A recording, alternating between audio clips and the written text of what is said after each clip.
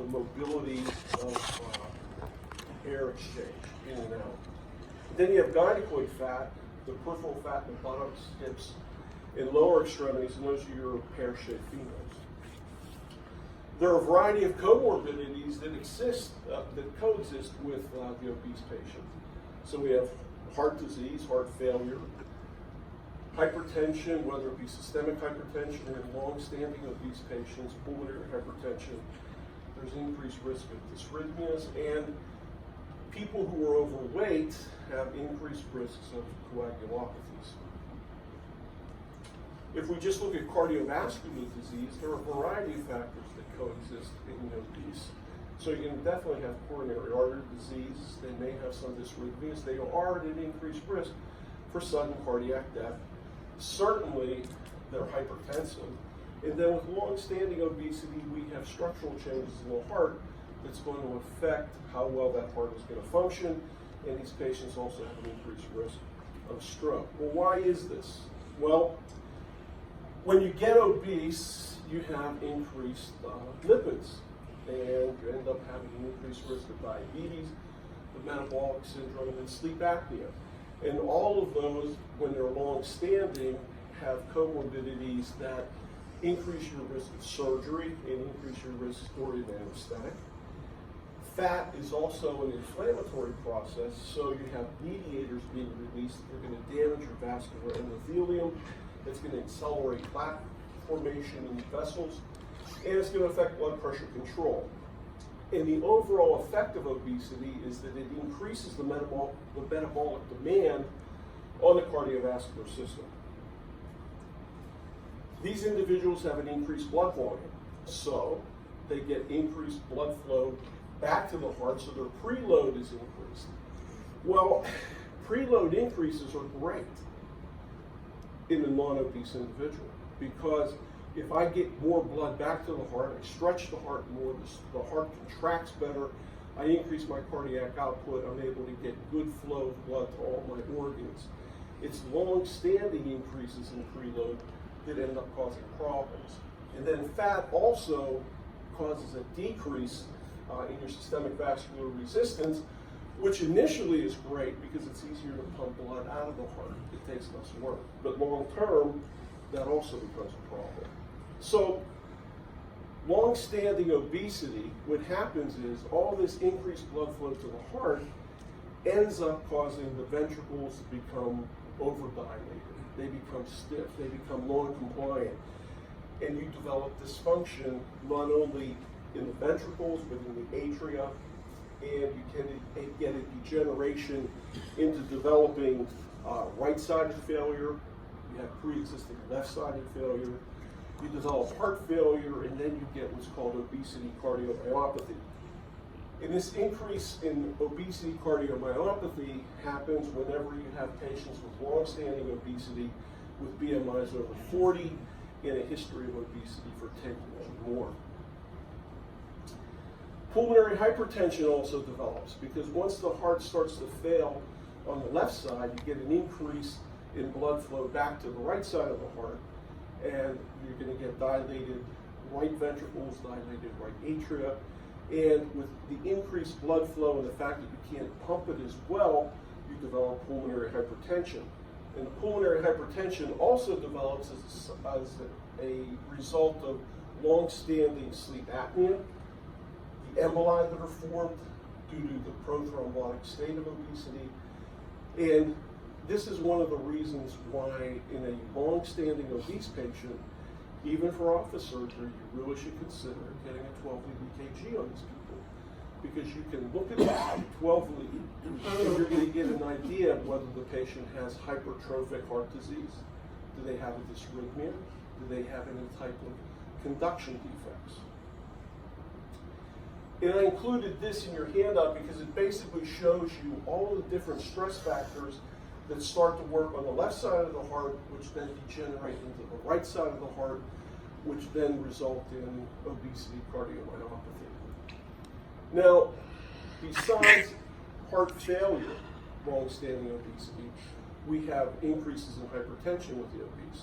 In fact, hypertension is going to be 3 times more common in an obese individual than a patient who's not obese. And if the blood pressure is poorly controlled, now we have a problem intraoperatively, because with long-standing hypertension that isn't well controlled, you then give them an anesthetic. What you tend to see is not only severe increases intraoperatively with blood pressure, but you also have dramatic effects with hypotension as well. So these patients become rather problematic. And if you look at the AHA guidelines, they'll say, okay, if you're doing non-cardiac surgery, if you have a blood pressure that's less than 180 over 110, you should be able to go ahead and have very little problem. But that is looking at blood pressure as an isolated risk. Almost no one is going to come into your office with hypertension that doesn't have some other comorbidity. So when you see a pressure this high, you kind of have to be crazy to do elective surgery on these individuals, short of maybe doing one tooth with a local anesthesia. But to put somebody to sleep with these kind of pressures, it is crazy. Because number one, you're going to have large swings in either hypertension or hypotension. And then what kind of drugs do you have in your office? I bet you that most of you don't have anything more than maybe a beta blocker. Maybe there's some hydralazine. But these drugs are very poor agents for treating acute hypertension. The way hypertension is going to be treated in a hospital operating room is typically going to be with a calcium channel blocker, because now I can lower somebody's blood pressure, but I also vasodilate them so that it makes the heart have less work to squeeze the blood out. If we use a beta blocker, none of that happens. So we have poor agents typically that we store in our practices to treat acute hypertension. In long term, what are the effects that we see with hypertension in the obese? Well, they're going to have increased sympathetic discharge. They activate the renin-angiotensin-aldosterone system, so you can have increase in loss of fluid with it. And we also end up causing this obesity hypoventilation syndrome as well. Fat also works on the conduction system. So you store fat around the heart, around the pericardium. There's no fascial plane between the pericardial sac and the actual heart. So the fat that accumulates there can actually infiltrate into the heart, and when it does so, it causes an apoptosis of cells in the conduction system of the heart. So we get SA node dysfunction, you get AV node dysfunction, and as it progresses, you're going to even see ventricular conduction defects as well. Another reason for a 12-lead ECG, you're looking for increases in their PR intervals, increases in the QR respiration, and do they have a prolonged QT interval as well. These patients are also at a risk for sudden cardiac death, especially when they develop left ventricular hypertrophy. And then when they end up having a failing heart, secondary obesity, you're going to see if you have PVCs, they have an increased risk of sudden death, especially if those PVCs are multifocal or current couplets, or they'll end up having non-paroxysmal or paroxysmal runs of ventricular tachycardia. Obesity is also a severe increased risk of developing atrial fibrillation, again, because of the fat infiltrating the conduction system in the atria, causing fibrosis. You end up having an increased risk of AFib. In fact, the risk of AFib is going to increase by 4% for every 1 unit of BMI increase once you're obese. I said there's going to be an increased risk of cardiac dysrhythmias because you're going to affect conduction throughout the entire heart. So to see things like AFib, aflutter, tachydysrhythmias, bradydysrhythmias, these are all findings that you'll see in these individuals. Again, another reason for getting a preoperative EKG. What about coronary artery disease? There's actually a linear increased risk of coronary artery disease as you increase your BMI. So once you end up developing that coronary artery disease, you also have risk of developing diabetes and the metabolic syndrome as well. And then you have this prothrombotic state in the obese individual that's going to increase your risk of either an acute myocardial infarction pulmonary embolism, or stroke. Now, just because you're obese doesn't mean that every anesthetic is going to be bad. In fact, there's this obesity paradox where they look in general surgery at a really large group of patients that had non-bariatric surgery. And what did they find? You had a worse result if you were underweight or if you had a BMI over 40. But if you were overweight and you had a BMI between 30 and 40, those patients had less morbidity and mortality. So even though we feel, hey, the obese patient is an increased risk, it doesn't necessarily mean it's going to hold for all of your patients. But you certainly have an increased risk of developing metabolic syndrome once you're obese. And that definitely is going to increase your surgical risk. Now, what about the pulmonary system? So, especially with open airway anesthesia, which most people practice in dentistry, obesity is a classic cause of hypoventilation. Why? Because the fat causes an impingement on lung volumes. You're pressing on the lung so you can't expand and recoil the lung as much. The diaphragm is going to be altered in its function, and that's going to end up producing a restricted pattern of breathing.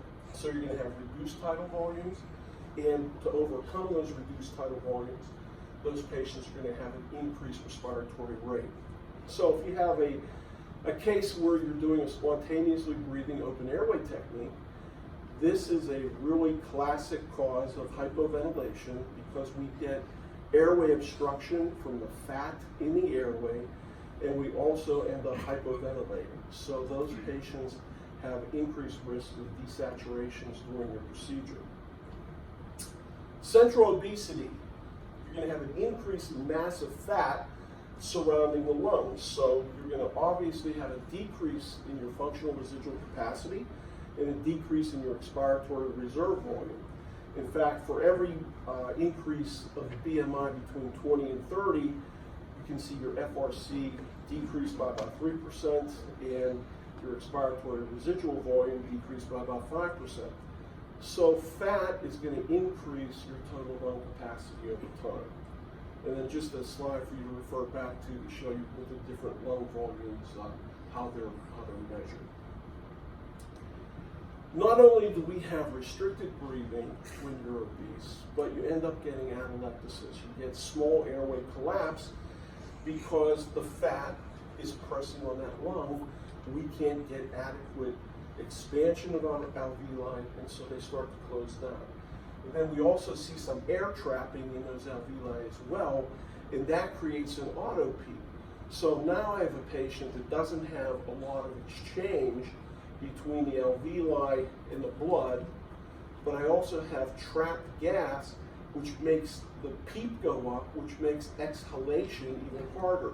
So these patients have to work harder to exhale, which is going to increase the work of breathing, and it's going to fatigue them as well during a surgery. With atelectasis, with an anesthetic in the obese, we have two things going against us. Number one, you have compression atelectasis secondary to the weight of fat on the lungs, and that's basically going to allow you to have a lung that is well perfused, but is poorly ventilated. We're also going to see absorption atelectasis whenever you use high volumes or high percentages of inspired oxygen.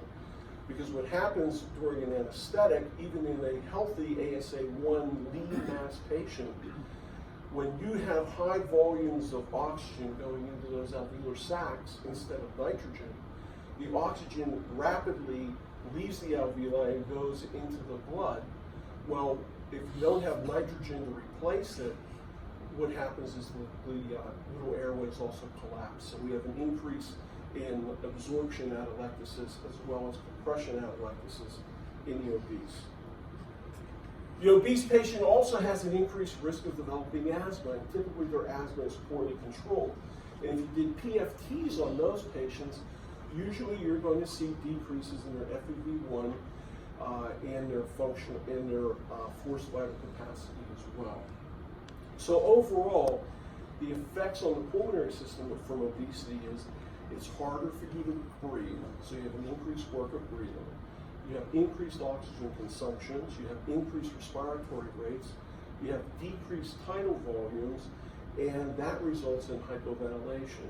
So in an open airway anesthetic, where you're depending upon the patient's ability to breathe, these patients tend to become desaturated in a really short period of time. They also have an increased risk of clots.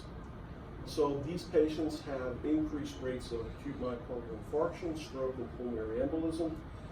If you're doing a patient in a hospital setting, it's best to consider some type of anticoagulation to prevent any clots from forming an emboli. But what are you going to do in an office? Well, in an office, we're certainly not going to be using Lovenox or low-dose heparin. In an office, we're really left with looking at something like a sequential compression device. Or if you don't use that, at least TED hose. Especially if you're talking about doing some long procedure like an all-on-4. All right, so now in dentistry, there's these big trends for doing procedures in the office that just aren't an hour. They may be 2 to 4 hours long. If you have an obese individual, that's crazy to do those types of procedures on them without supporting compression on the legs in some manner. So if we're going to do a long procedure on patients at risk, you need to think about using these devices. If your surgery time is going to be longer than 90 minutes, you should think about these devices, and especially if you're looking at an age group above the age of 60 or a BMI above 30. Well, these compression devices are really great to use, and we do have these available to us in our department. And they're basically disposable, so you can set up a contract with a supply house to where you get the unit, and then the actual compression devices are disposable. Is it a cost? Yeah, it's a cost. But if you're going to treat these patients in your office, you're obligated to provide some type of support for them. To just have those individuals lying in a chair without any kind of support for long procedures, that's bad medicine. Well, what about the airway in the obese? Well, once you get to BMIs of 30 or more, that is an independent risk for having a difficult intubation or a difficult mask ventilation. In the obese individuals, we definitely know that we have a higher risk of hypoxia intraoperatively with open airway procedures, and the patients desaturate faster in the obese because they're not that well oxygenated preoperatively to begin with.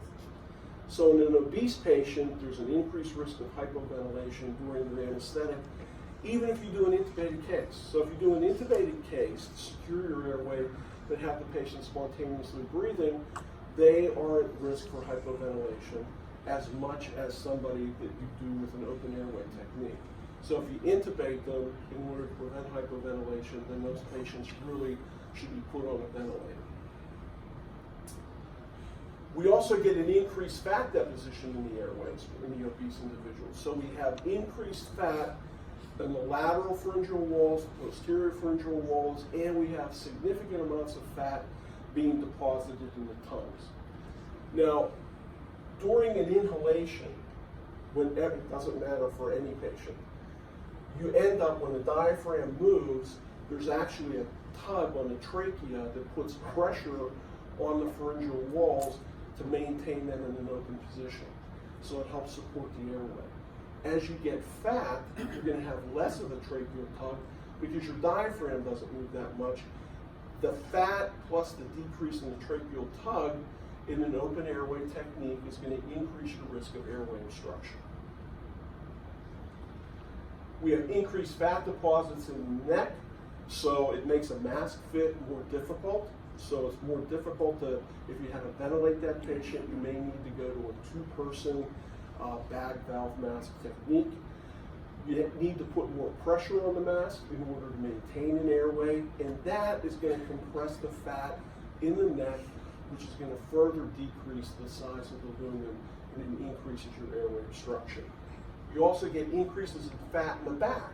So now if you want to intubate that patient, you can't extend the head that well, and that makes the intubation part even more difficult. So you start to think about, well, if I'm going to do intubated anesthetics in an office setting, then maybe you need to have video laparoscopy. Factors to consider for a difficult mask ventilation: certainly males, facial hair, increased size of the neck, short thyromental distances. When you have a Mallampati 3 or 4, it's more difficult. And if the patient can't protrude their mandible, they're at an increased risk for difficult mask ventilation and a difficult intubation. So what happens with our airway, we have increased fat mass in the tongue and in the pharynx, so they're prone to hypoventilation during spontaneously breathing techniques. If you intubate the patient and put them on a ventilator, you're going to decrease that risk. So in a severely obese patient, actually intubation is going to be a better way of doing an anesthetic than an open airway technique. And if you have a really, really obese individual, it's better to intubate that patient because now you're going to secure that airway, you're going to have less risk of airway collapse. What about doing these patients instead of with intubation? Can I do them with an LMA? And it's been found in the obese individual, if the BMI is less than 40 and you're doing a short procedure, so less than an hour, that is a way to get around it. But if you have higher weight BMIs, longer procedures, supraglottic airways are not secure enough to do longer cases. You really need to intubate that person. So factors to consider for a difficult intubation: again, the same pretty much as a difficult mask ventilation.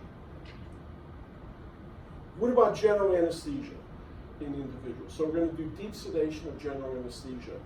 Anytime you put someone to sleep, you decrease their functional residual capacity. All right, there's a drop of about 20%, even in a healthy ASA1 patient. So we have decreases in our functional residual capacity, we get small airway closure, we develop atelectasis.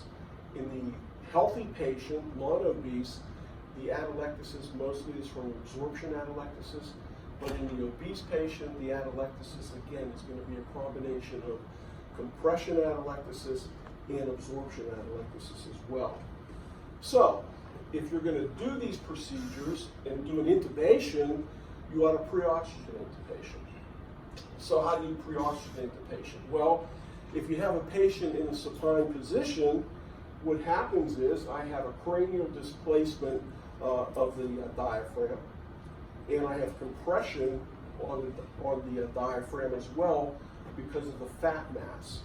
So it's going to reduce my lung volume. If I'm going to pre-oxygenate that individual, it should be with the head of the bed elevated because it's going to cause less compression. And if I'm going to intubate the patient, I should consider doing a ramped position. And this would be the ramped position where I'm trying to get an alignment of the tragus to the sternal notch. If I can do that, I have a better view if I'm going to intubate that patient. But if we just talk about pre-oxygenation, you're doing an open airway technique. If somebody says, I always pre-oxygenate my patient. Well, how do you do that, doctor? I put nasal cannula on at 4 liters a minute, and I let them breathe that for about 5 minutes. Well, that's not pre-oxygenation. You're going to increase some oxygen content in the lungs, but they're also breathing more nitrogen into the airway than they are oxygen into the airway. So we have a false sense of security when we say we do nasal cannula pre-oxygenation. It's not the same as mask pre-oxygenation.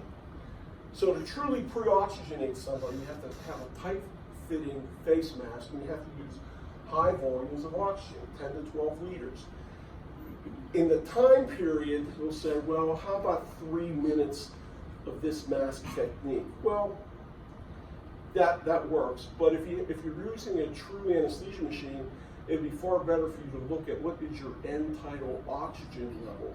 If your end tidal oxygen level on your machine says you're at 80%, now you've truly flushed out your functional residual capacity with all the nitrogen and replaced it with oxygen. If I also use CPAP to deliver that oxygen, it's going to increase my functional residual capacity as well, so I'm going to have an increased time before that patient desaturates. If I'm going to do an open airway spontaneously breathing patient, now I need to monitor my minute ventilations and my end-tidal CO2.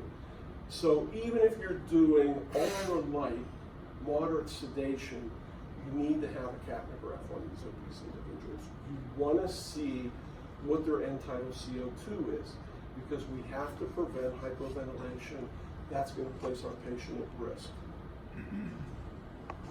If I mechanically ventilate that patient once I intubate them, then the guidelines would be I want to use low tidal volumes of 6 to 8 mLs per kilo of ideal body weight, not total body weight. And I'm going to have a respiratory rate on my ventilator to make sure that I'm just staying normocapnic. In my FiO2, I do not want 100% oxygen. I want to decrease the percentage of oxygen that we're giving that patient to prevent further atelectasis. And then also, during the surgery, periodically you take the patient off of the ventilator and you do a recruitment maneuver, where you actually end up squeezing the bag and holding it to increase the pressure in the airway to try to open up those small alveoli. And then you release it, and then you also add PEEP to the unit.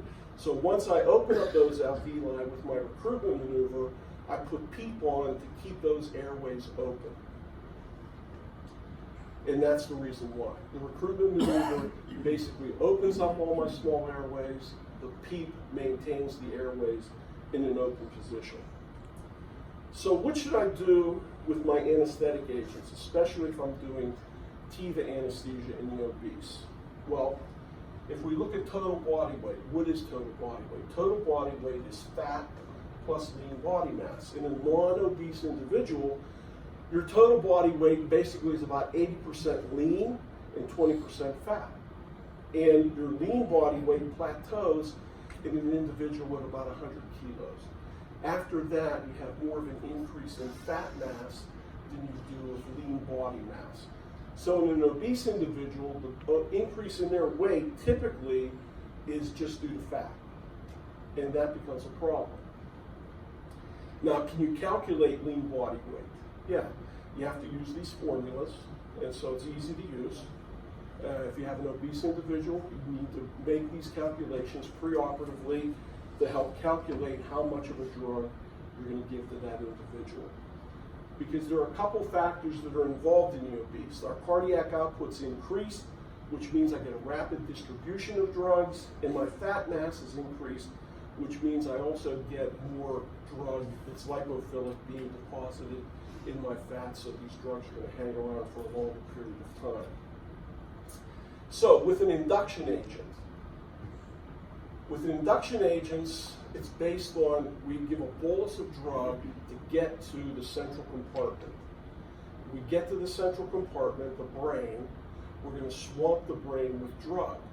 So does that mean that the drug is going to go away faster? Yeah, it typically does. So if I have more of a cardiac output, I get more drug delivered to the brain, and I also get a rapid redistribution. So if I'm fat, do I need to give more drug because the drug's going to be rapidly redistributed? No, because if you do it on total body weight, if you give more and more of a drug based on weight, yes, you're going to get that drug delivered to the brain in a fast period of time, but it's going to be at such a dose that it's not only going to induce loss of consciousness, it's going to exacerbate all the other side effects of the anesthetic agent as well. So you increase your unwanted side effects when you base your induction doses of drugs on total body weight. The drug infusions that we use are also going to be dependent upon the context sensitivity half-time of the agent that we use, the duration of the infusion, and the fact that the patient has an increased cardiac output. So if I use total body weight dosing of agents in the obese, what happens is I exceed my target dose. So I exceed the dose needed for loss of consciousness, and I get a prolonged duration of action, I get more increases in apnea, and I get more increases in cardiovascular side effects. So basically, dosings of a drug like Propofol should be on lean body weight dosing. It's a more practical induction dose, and it correlates to the cardiac output better than total body weight dosing does. So let's look at propofol dosing. So initially, you think about, well, because of this rapid cardiac output, I need to increase my dose of propofol because I need to get that drug to the brain, and it's going to wash away from the drug as well. But again, that doesn't hold to be true, because if I do total body weight dosing, again, I'm just giving more drug than I need to get that same side effect. And actually, there are studies done that shows that if I use lean body weight dosing of propofol for an induction, the time to loss of consciousness is about the same as somebody who's skinny, and I use a total body weight dose. So if we're going to do non-obese induction propofol dosing, it's based on total body weight. If I do an induction dose of propofol in an obese individual, I should do it on lean body weight. But then if I'm going to maintain an infusion pump dosing of propofol for the rest of my surgery, then I switch back to total body weight dosing, because now we're giving that patient a course of propofol throughout the course of the surgery, and it's at a constant number of milligrams. Well, what about other agents? So I don't want to use propofol. So somebody said, well, why don't we use etomidate? If you use etomidate, that too has to be done on lean body weight dosing, but almost nobody uses etomidate in oral surgery because there's myoclonus, so that it's harder to hit a moving target, so you don't want to use a drug like that. If you use midazolam, there's really no consensus on how much midazolam you should use on these individuals. Is it total body weight? Is it lean body weight? If you use lean body weight dosing to start, you basically just need to reevaluate your patient, and then you just give additional doses based on the patient's side effects. So it's a safer way to go than doing a total body weight. Ketamine, if you give that drug as many boluses, you really should base that on the ideal body weight of that individual. Well, what about opioids? Most dosing of opioids is done by lean body weight dosing in order to prevent the side effects. You don't want that drug to give you more hypoventilation or more risk of apnea.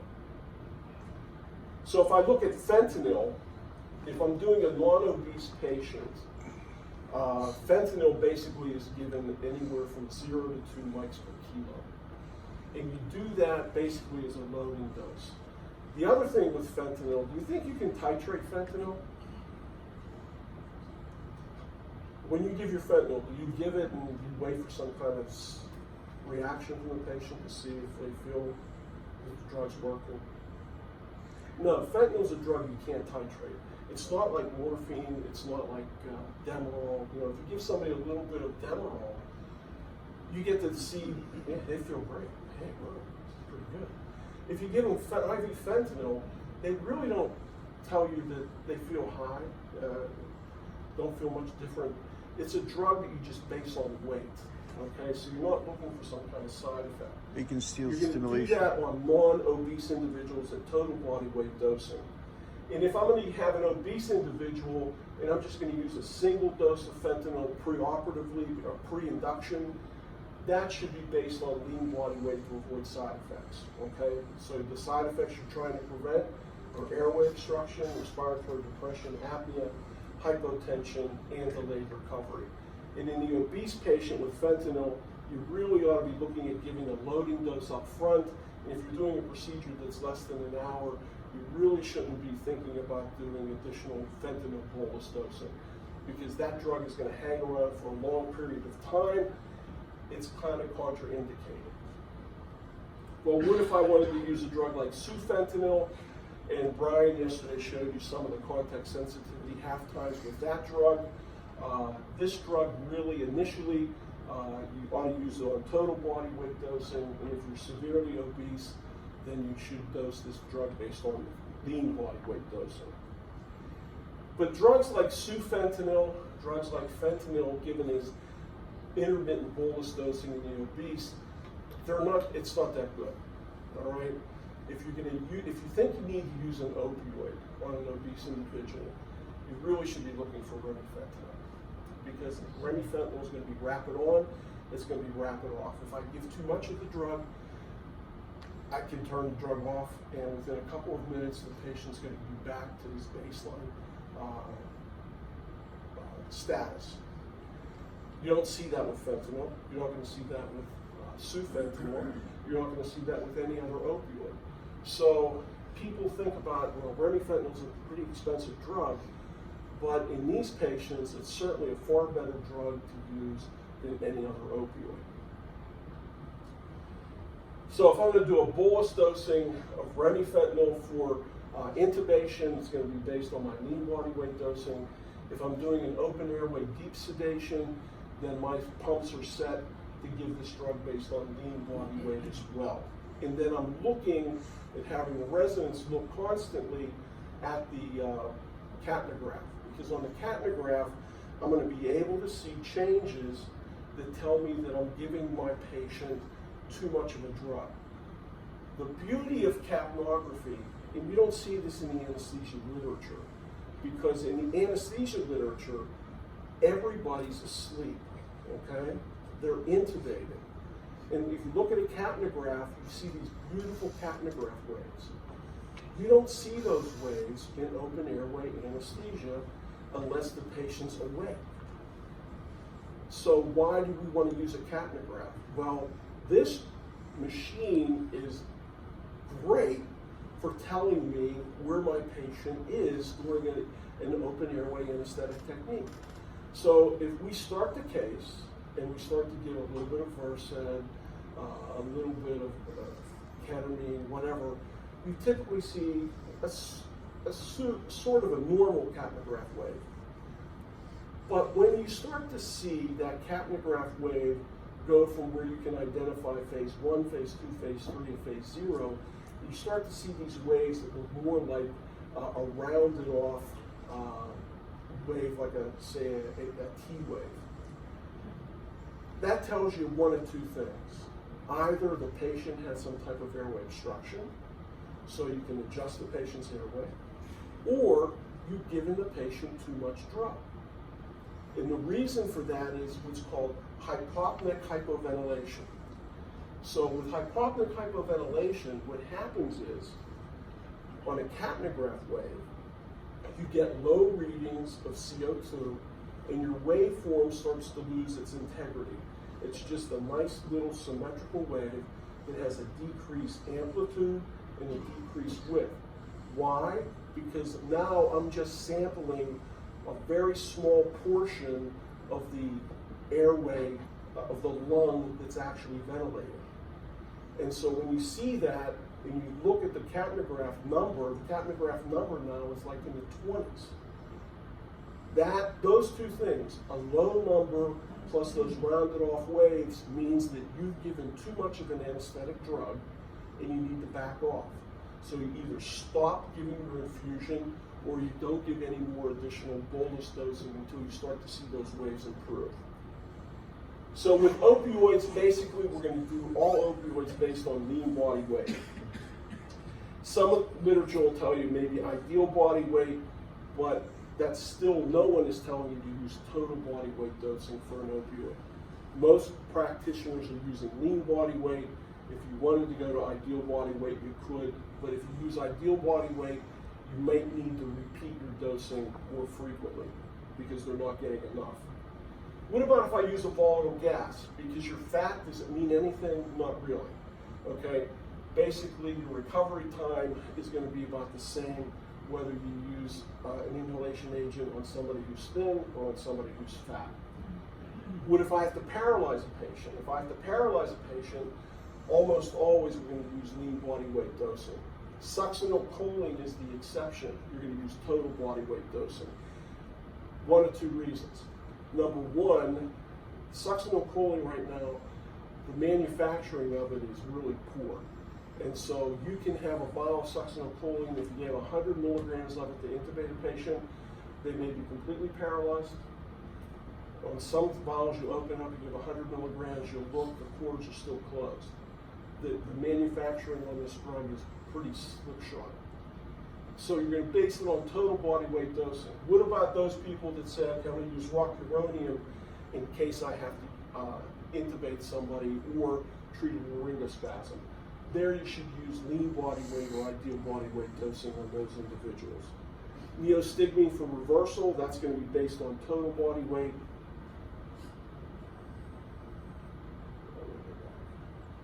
And then Sugammadex. So when Brian talked yesterday about malignant hyperthermia, there's always this question about succinyl choline. Okay, if I want to store succinyl choline in my office for a patient that has a laryngospasm, do I need Dantrolene? Well, you know, the MHOS is going to tell you forever that you do. And there is no, you need as a practitioner to decide if you're going to keep it or not. Okay? If you have a laryngospasm and you treat it with succinyl choline, the odds of causing an MH reaction are going to be very, very small. But if you don't have Dantrolene in your office, there's nobody that's going to be able to defend you. Plain and simple. Because you're going to get a medical anesthesiologist who's going to say the crazy dentist doesn't know what they're doing. They use succinyl choline, they need Dantrolene. All right? And in the PSOMS thing, it says that you need to have 12 vials of Dantrolene if you use an inhalation agent. That's ridiculous as well. You're going to, if you follow that guideline and you unfortunately have a malignant hyperthermia event, you're going to go down the tubes as well. You need 36 vials of Dantrolene if you're going to use an inhalation agent. Plain and simple, across the board, no other medical authority have recognized 12 vials. No, that's ridiculous. Okay, so people say, okay, then I don't want to spend that kind of money. I'm going to use rocuronium to treat my laryngospasms. Great. So you use the rocuronium. It's going to work just a little bit slower than succinyl choline, but now you're going to have a patient that's going to be paralyzed for about 30 minutes plus. So you're going to have to ventilate that patient. Say, okay, I'm not going to do that. I'm going to reverse my patient. You cannot reverse rocuronium adequately unless you have neostigmine in either atropine or glycopyrrolate, and you need a nerve stimulator. Because if I paralyze you with rocuronium and I try to reverse you with neostigmine, if you don't have any twitches, the neostigmine is not going to work. It's not going to reverse. So you need to have that nerve stimulator as well. It's not just enough to say, I'm going to use neostigmine. The other way of reversing it is, okay, I can use a drug called Sugammadex, and that will definitely reverse my rocuronium because it encapsulates the rocuronium and it takes it away from the neuromuscular junction. But that too needs to have a nerve stimulator because you want to find out, is the patient, is it going to work? So if I give a paralyzing dose of rocuronium in the first 3 minutes, for me to even think about reversing that patient, I need to give 16 milligrams per kilogram of that drug.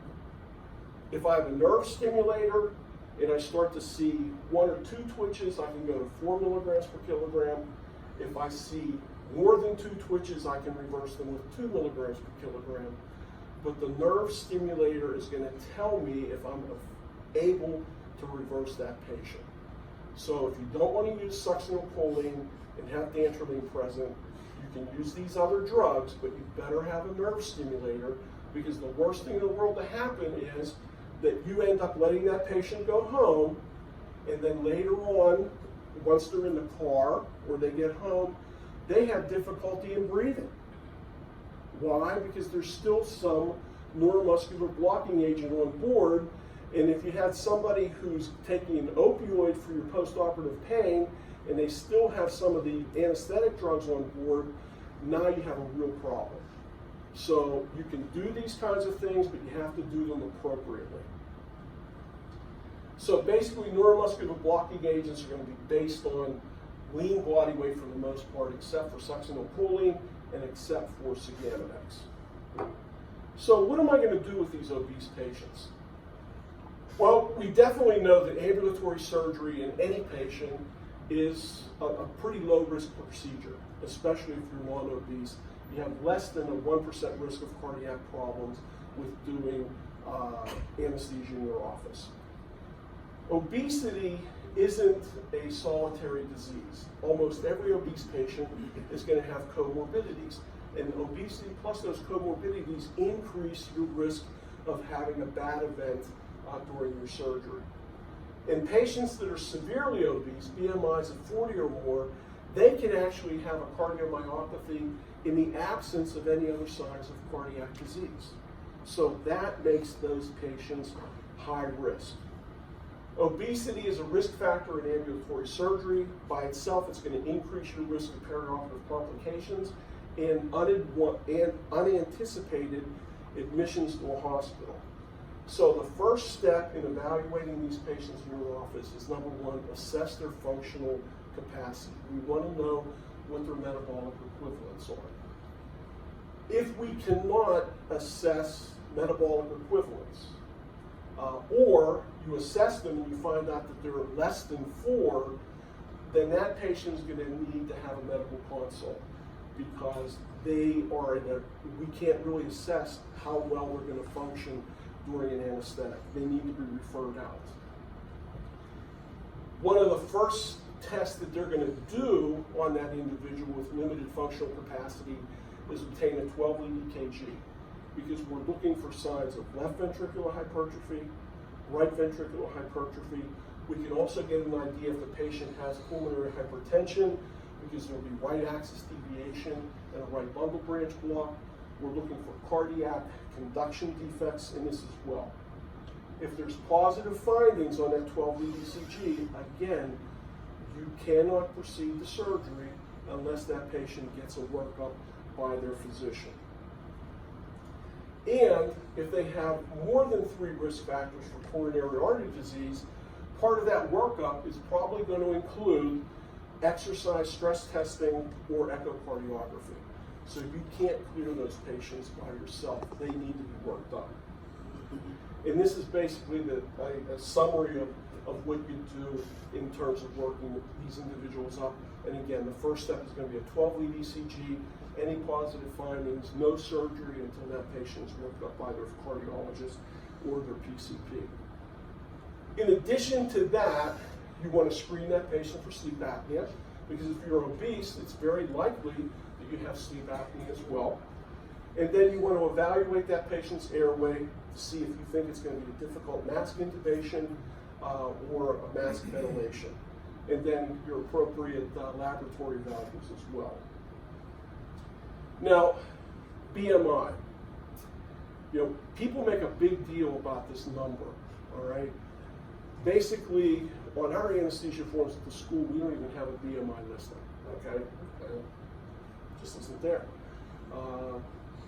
But everybody gets a height and a weight. So if I get a height and a weight on somebody and look at them, I can say, yeah, you're obese, you're not obese. This BMI number is of some value, but the problem with BMI is it doesn't tell me if you're fat or if you just have increased muscle mass. It also doesn't tell me anything about whether you have visceral fat or peripheral fat. So besides a height and a weight, on these individuals you work up, you want to know neck size and you want to know waist size. That waist size and neck size to me is more valuable than somebody telling me the BMI is 35.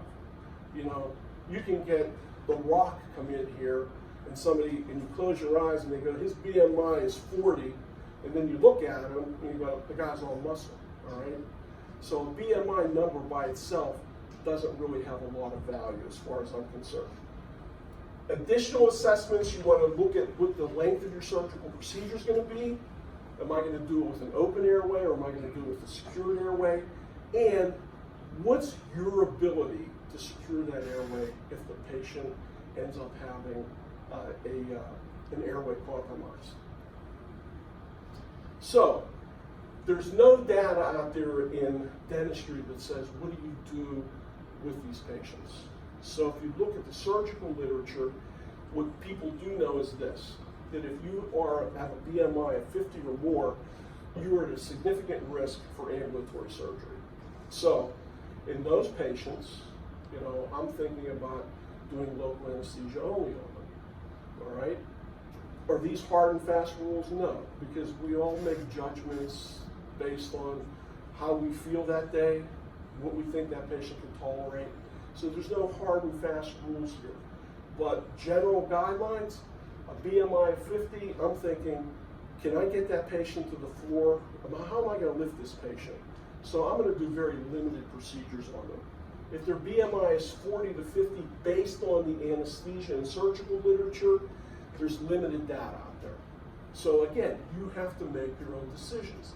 If the patient has that kind of a BMI and also has sleep apnea, that's an increased risk. You want to do that patient in your office. You know, some of these things you just have to make the call yourself. If you're going to do something like this, then probably the best thing to do is not do deep sedation, but to just do moderate sedation. Now, does that mean using Versed and fentanyl? No. Those drugs are bad on an obese patient because they can end up compromising my airway. You'd be better off using a drug like dexmedetomidine and remifentanil, or propofol and remifentanil. Just because you give propofol and remifentanil doesn't mean you're doing a general anesthetic. You can do this as using an infusion pump, not bolus dosing. Bolus dosing on fat people in an office is not a good idea, because what happens, to give the drug, you typically overshoot the amount of drug that you want to give that patient, and now you're going to get airway compromise. All right, if I use an infusion pump, I have far better control in treating these individuals. So a drug like dexmedetomidine is going to be useful, but more than likely you're going to need to add something to that like remifentanil, or use dexmedetomidine, propofol, and remifentanil. What about BMIs less than 40? Well, in the surgical literature, it says to you, okay, these people do very well with ambulatory surgery. Okay, great. So those patients, the BMI between 30 and 40, I should be able to do open airway anesthesia in my office. But if I do that, again, pick a drug that's reversible, all right? So if you are a Versed fentanyl guy, then make sure you have flumazenil and Narcan available, all right? If I use a short-acting agent, I think you're far better off. So remifentanil, propofol is an ideal treatment for these individuals. Dexmedetomidine, either by giving it by mini boluses or an infusion, is going to be a lot safer drug than using Versed. Definitely do not think about using fentanyl with these people.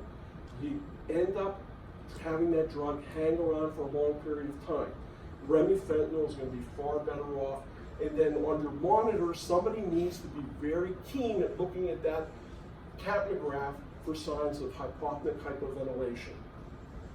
And if you want to do these procedures and use other medications and carry them deeper, then you need to seriously consider using an LMA on those individuals or intubating them. So the take-home points to remember: if you're young and you're overweight, when you go to a swimming pool, you just let it all hang out. It doesn't matter. But when a young, good-looking girl walks by, everybody's got to suck that gut in. But when you get to be 60 years old and older like me, nothing's really worth the effort. So you just wear a t-shirt at all times. I thought that was funny. Oh, you laughed. Okay. All right, apneic oxygenation. Now this is something that's really keen. If you're going to do obese patients, this is a way to improve your chances of not having desaturations. So if I put somebody to sleep, in a non-obese individual, I'm going to reduce my functional residual capacity almost always by about 20%. All right? If I have an obese patient, I put them to sleep, my functional residual capacity decreases up to 50%. That's bad. If I try to pre-oxygenate those patients with 5 minutes, and then I try to intubate them, they desaturate to less than 90% in 2 to 3 minutes. That's bad. If I pre-oxygenate them with the head of the bed elevated instead of supine, I only add about another minute. That's bad too. If I use CPAP to pre-oxygenate that patient, I end up increasing the safe apnea period maybe by about another minute. That's not acceptable either. if you have a difficult intubation, you're going to have a problem. So, apneic oxygenation. If you're apneic, what happens is the lungs are still trying to get oxygen into the blood. So oxygen is going to diffuse from your alveoli into the blood at a rate of about 250 mLs per minute. CO2 is going to come back from the blood into the lungs, but at a lot slower rate, 10 mLs per minute. So basically, I have a flow of gas when if I'm not breathing at all, of oxygen going into the lungs at about 240 mLs per minute. And what that does is it creates a negative pressure. So if I can open that patient's airway up and they're not breathing at all, I'm going to get a net flow of whatever's out here down into the lung. Well, if I'm using room air, most of that flow is going to be nitrogen. If I use oxygen, I'm going to drive oxygen down into the lungs. So if I increase my oxygen content once a patient becomes apneic, the first thing you ought to do is turn that nasal cannula up to about whatever it goes, 10 or 15. Open up the airway while you're doing whatever you need to do to reestablish your airway, because now I'm going to drive oxygen down into that lung to try to maintain saturations. So, apneic oxygenation is a process that basically does that. We're trying to drive oxygen down into the lungs with this negative flow of gas when we have pressure changes. Now, there are factors that are necessary for this to really work. And for this to really work, you need to have continuous oxygen flow to the lungs during apnea. The airway cannot be obstructed in any way, shape, or form. And you really need to have a patient that's adequately pre-oxygenated. So, if we're doing an open airway technique, the chances of maintaining oxygen saturations by this technique are going to be very, very limited. If we did an anesthetic where we pre-oxygenated that patient truly and had an apneic period, then this may buy us some increased time. So, how does this work? Well, here was a study that basically said they used nasal cannula oxygen at 5 liters per minute after they did adequate face mask pre-oxygenation. They were going to intubate this patient. They did a study where they used no oxygen down the nose. They did a study where they used oxygen at 5 liters per minute. And what they found in an obese patient, they were able to maintain the saturation time for 4 minutes, which is pretty good. Another technique, again, these are going to be basically for intubated patients that are obese. Here they pre-oxygenated the patient with the way you normally would, either 80% end-tidal oxygen or 3 minutes of pre-oxygenation with a face mask. They taped a oral ray tube to the corner of the mouth, and they were running oxygen at 10 liters per minute. So they got the patient, induced the patient, and then maintained this flow of oxygen in through the oral tube into the mouth. And they had 12.5 minutes of safe apnea time. So if you're trying to struggle to have your patient intubated, or if you're taking a patient to the hospital, these are things that the anesthesiologist should be thinking about on your difficult airway cases. So this is how they did it. So they taped the ray and then just hooked it up to an oxygen supply and ran at 10 liters per minute. Now there's another machine out there, it's called the OptiFlow system. And depending upon the manufacturer's guidelines, it can go up to 70 liters per minute or it can go to 50 liters per minute. And they did a study here where they pre-oxygenated the patient with just this special nasal cannula for 10 minutes. And they made sure they maintained the airway open. They then induced the patient and they kept this thing running, they kept the airway open, and they maintained saturations above 90% for 14 minutes. So if you have a patient that's going to be a difficult airway case, this is something that is going to buy that anesthesiologist time for them to intubate you. And this is basically what the system looks like. It's a specialized machine that you hook into the wall outlet, and it'll drive that oxygen down into the lungs. Another technique that's been tried, and this can be done by any of the anesthesiologists in your hospital. So after they induce the patient, basically they put a face mask over the nose, and they were able to maintain saturations above 90% for at least 6 minutes. And this is what it looks like. So they're going to use a video laryngoscopy, but they put the mask over the nose while they're trying to intubate that patient, and they buy 6 minutes of saturation time. So if you have a patient that has a bad infection, you're going to take them to the hospital. A patient that is known to be a difficult intubation, a simple technique like this can give that anesthesiologist extra minutes to find where the cords are and get that tube in. So apneic oxygenation is a technique that works, and it works well.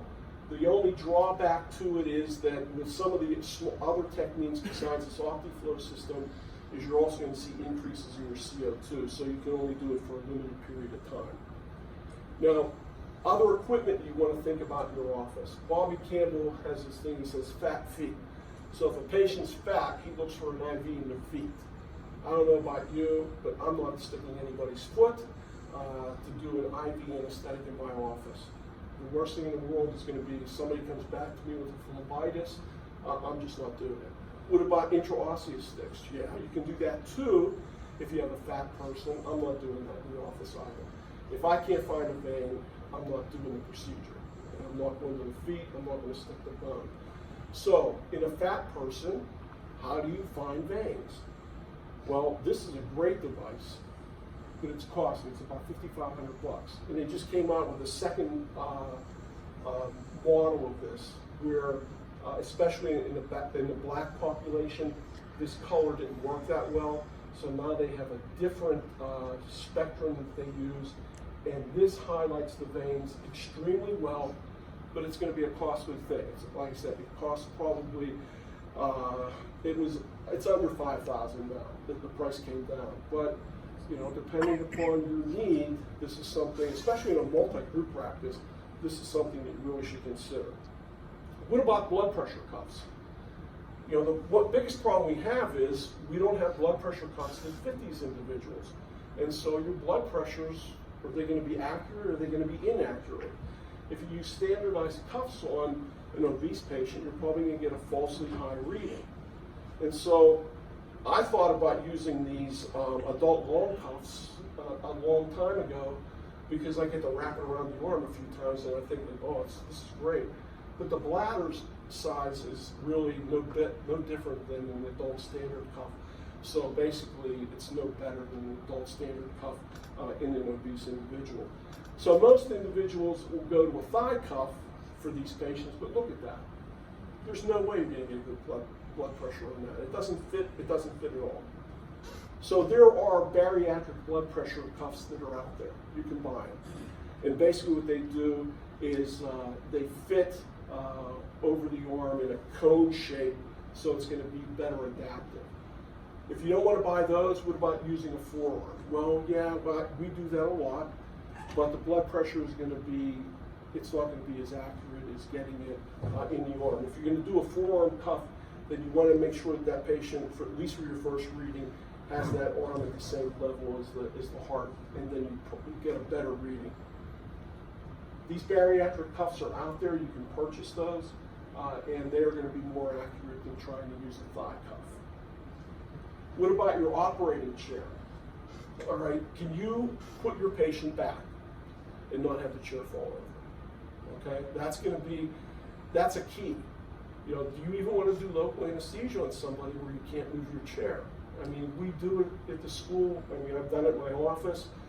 And, you know, as long as nothing bad happens, great. But if the patient just has a syncopal episode, what the hell are you going to do for that patient? How do you move that patient? Are you going to throw your back out? You're going to throw your assistant's back out? This is something that you really need to look at before you try to treat these individuals. And then we get to this. You know, we have bad press out there. People want to gun us down. They don't like the fact that dentists are doing anesthesia. And even among dentists, we're fighting with each other about who can do what. And that's bad too. If you have patients where you're going to have a difficult airway, you really need to think about purchasing a video laryngoscopy unit. Now, at the school, where money doesn't seem to be an object for our anesthesia department, they have multiple video laryngoscopy units. The GlideScope is great. It has a proprietary tip on it that makes it different than any other video laryngoscopy unit, to where if that trachea is really anteriorly displaced, you're going to get an excellent view with this scope versus the other scopes that are out there. We also have this system where we have a video screen on the handle that we can look at. There's a thing called an air track out there that costs under $100. It's not a video laryngoscopy unit. It's a direct optic system. And that's what Amos is going to use in our beam courses to teach you basic airway emergency management. But you really need to think about getting some type of video laryngoscopy in this day and age, especially if you're going to treat obese individuals. Does anybody have any questions? Yes. You mentioned that. Can you speak up so people Sorry. can hear? The obese individual is BMI 50, let's say. You mentioned the conduction morbidity of the heart. If they lose, let's say, 100 pounds, 150 pounds prior to the surgery, would those conduction morbidities still remain in the heart? Yeah, once you get, if you have fat deposit where the conduction cells are now altered, losing the weight is not going to get them to go from AFib back to normal size. It's irreversible. Anyone else? Yeah. I was just going to say that MTI. Can you speak up a bit? MTI makes surgical chairs. Okay. And they make a bariatric chair that will take a patient with Up to 800. Up to 800. And you can tilt them back. That's great. I mean, we have a couple bariatric chairs at the school. The only problem with the ones that we have is that they're really wide. You can't, it's like, You can't get close enough to the patient. how often do you want to, but what else are you going to do? I mean, I can remember at Jefferson when they had a woman that needed a D&C, and the anesthesiologist said, hey, Leslie, go back there and take care of this case. And when we put her in the stirrups, she broke the stirrups. I mean, she was that obese. And they waited outside until I induced her, and then they all ran in to try to help me. But, even the anesthesiologists like to give us a pain in the ass. But, yeah, I mean, an operating room table, even those operating room tables, you need a special operating room table to handle some of these obese patients. Because you can't get the table to go up and down and the like to get them out of position. But yeah, bariatric chairs. Now, a guy named John Brewer, he comes out here and does some CPR stuff and ACL. So what John does is he made a couple things like out of 2x4s and 4x.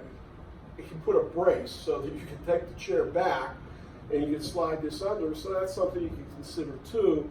Or if you have some type of sturdy chair, just lifting the chair up. But then again, can you lift your chair up with those obese patients? But you prop the chair under it so that when you put them back, you could end up doing compressions on them without having the chair topple over. But that's certainly something you have to consider with some of these patients. I mean, we had, I don't think we've really had anybody more than 450 pounds at the school in oral surgery. In special needs, they've had some bigger ones than that. And they do have that bariatric chair. So what's that bariatric chair cost?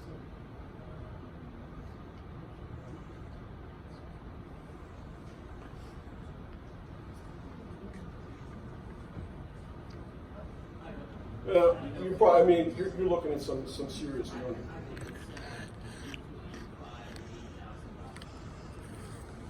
But like I said, I had a guy the one time in my private practice, basically he just straddled the chair to get onto it, and we had to do one tooth with local, and the whole time I was doing it, I was saying, this guy passes out, what the hell am I going to do? These are things, you tell a patient, I'm not going to treat you. I did that to one guy. Man, my God, he read me the riot act. And I just said, I can't put you in the position I need to put you in. And, he stormed on, he was all ticked off at me, but, so you can't please everybody. Okay, let's take 5 minutes and then Mark will start up.